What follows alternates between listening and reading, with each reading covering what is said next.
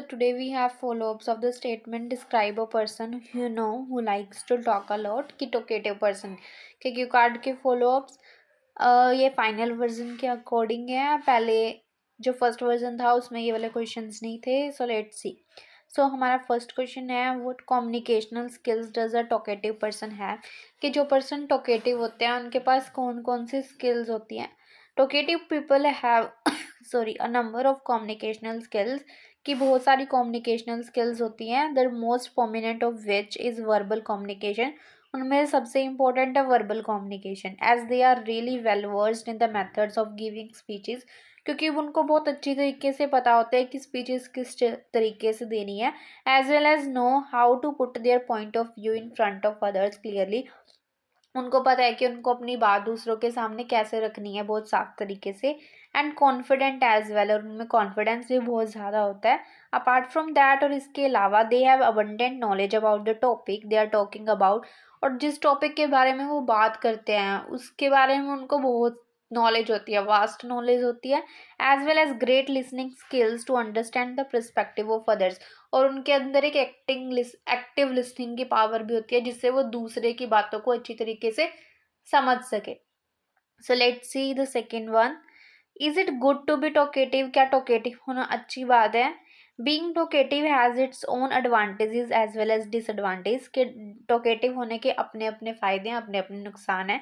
If I talk about the advantages, अगर मैं advantages की बात करूँ, they can build more connections कि उनके कनेक्शन स्ट्रॉन्ग होते हैं, फ्रेंड्स ज़्यादा बना सकते हैं।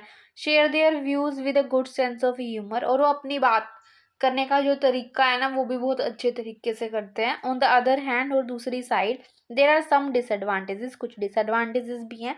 Like being too frank to someone can lead to a decrease in their overall personality कि किसी से ज़्यादा फ्रैंक होना, ज़्यादा बातें करना कई बार उनकी पर्सनैलिटी की जो इमेज है ना वो भी रिड्यूस कर देता है।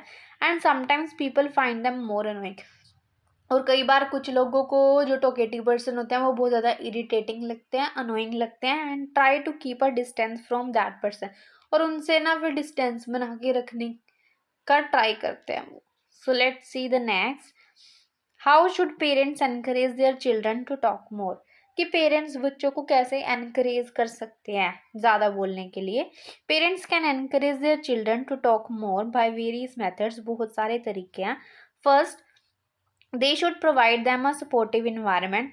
उनको क्या है, एक सपोर्टिव इन्वायरमेंट प्रोवाइड करना चाहिए वेयर दे विल नॉट जज देम, जहाँ पे उनकी बातों से उनको जज नहीं किया जाएगा।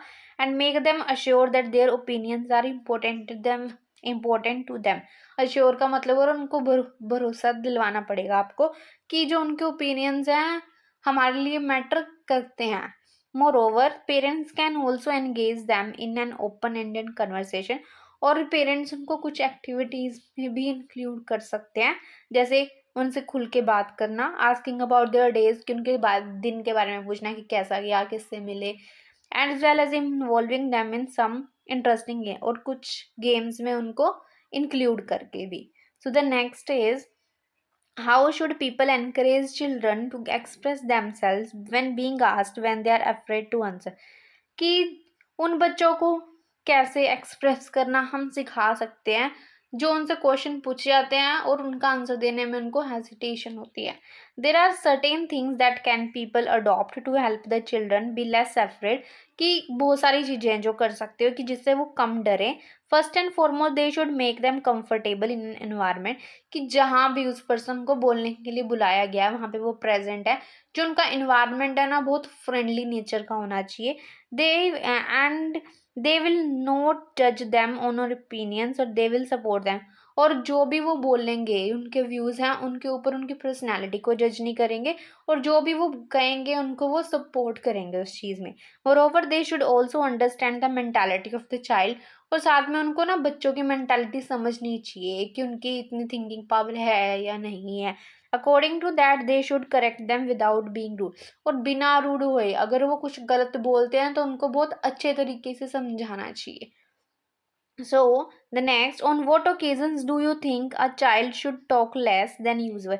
कि कौन कौन से ओकेजन्स है जहाँ पे आपको लगता है कि बच्चों को कम बोलना चाहिए people should talk less than usual in certain situations, की बहुत सारी सिचुएशंस हैं, like when ever any formal meeting is going on, कि जब कोई फॉर्मल मीटिंग चल रही हो, समवन इज टीचिंग, कुछ कोई पढ़ा रहा हो, as it is a good etiquette, क्योंकि ये बहुत अच्छा मैनर है। Moreover whenever the elders are talking about a serious topic, अगर कोई सीरियस डिस्कशन हो रही है एल्डर्स के बीच में, as well as some places that require quietness, और कुछ ऐसी प्लेसेस जहाँ पे चुप होना जरूरी है, like libraries, museum, children should talk less. तो इन सारी सिचुएशंस में बच्चों को कम बोलना चाहिए। सो let's see the next one.